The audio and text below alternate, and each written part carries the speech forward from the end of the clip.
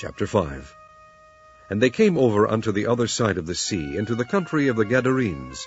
And when he was come out of the ship, immediately there met him out of the tombs a man with an unclean spirit, who had his dwelling among the tombs. And no man could bind him, no, not with chains, because that he had been often bound with fetters and chains, and the chains had been plucked asunder by him, and the fetters broken in pieces, neither could any man tame him.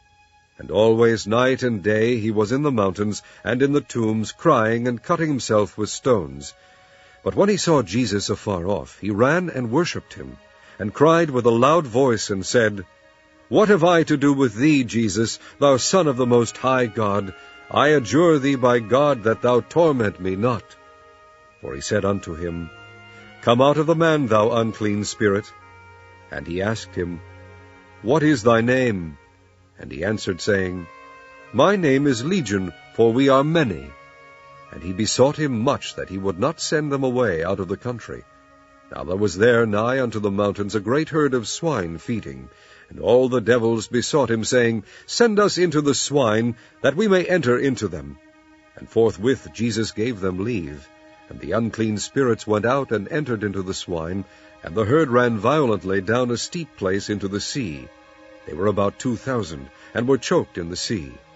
And they that fed the swine fled, and told it in the city and in the country. And they went out to see what it was that was done.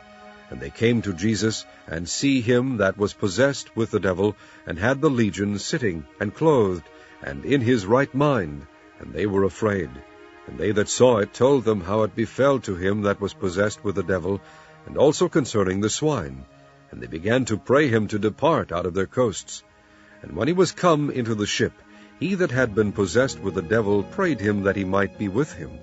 Howbeit Jesus suffered him not, but saith unto him, Go home to thy friends, and tell them how great things the Lord hath done for thee, and hath had compassion on thee. And he departed, and began to publish in Decapolis how great things Jesus had done for him.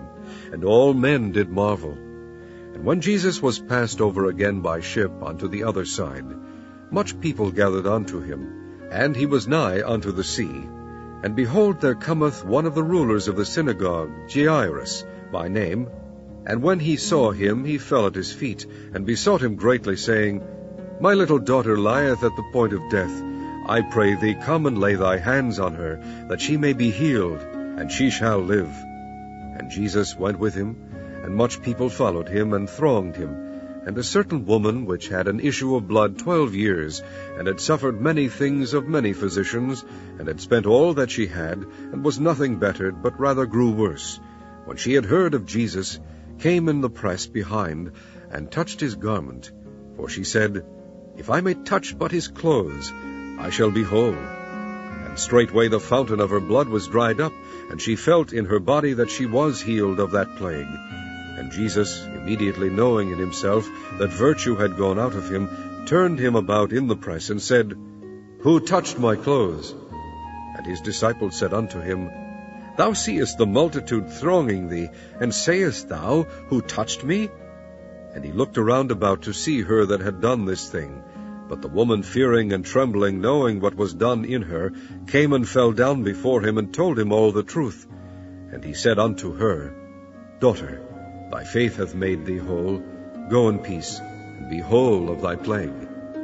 While he yet spake, there came from the ruler of the synagogue's house certain which said, Thy daughter is dead. Why troublest thou the master any further? As soon as Jesus heard the word that was spoken, he saith unto the ruler of the synagogue, Be not afraid, only believe. And he suffered no man to follow him, save Peter, and James, and John the brother of James. And he cometh to the house of the ruler of the synagogue, and seeth the tumult, and them that wept and wailed greatly. And when he was come in, he saith unto them, Why make ye this ado, and weep? The damsel is not dead, but sleepeth. And they laughed him to scorn. But when he had put them all out, he taketh the father and the mother of the damsel, and them that were with him, and entereth in where the damsel was lying. And he took the damsel by the hand, and said unto her, Talitha cumi, which is, being interpreted, Damsel, I say unto thee, arise. And straightway the damsel arose and walked, for she was of the age of 12 years. And they were astonished with a great astonishment. And he charged them straitly that no man should know it, and commanded that something should be given her to eat.